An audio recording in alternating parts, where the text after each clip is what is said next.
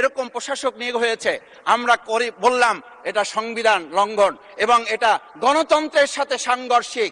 আজকে গণতন্ত্রের নির্বাচনের ভিত্তিতে আমরা যখন একটা সরকার পেলাম, সেই সরকারে স্থানীয় নির্বাচনের দিকে না গিয়ে যেখানে সরকারের প্রশাসক ছিল তাদেরকে তড়িঘড়ি করে বদল করে বিশ্ববিদ্যালয় গেলে থেকে শুরু করে নিজ দলীয় লোক গ্রহণ করে, আমরা কি এটা বলতে পারি যে সবাই মিলে বাংলাদেশ এবং সবার আগে বাংলাদেশ আসলে এটা আমাদের দেশে আসছে?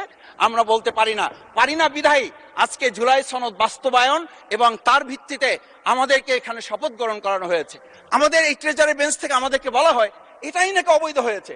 অবৈধ একটা কাজ জাতীয় সংসদে আমাদের কাছে কাগজ প্লেস করেছে কে? যারা প্লেস করেছে তাহলে তাদেরকে তো আগে আইনের আওতায় নিয়ে আসা উচিত।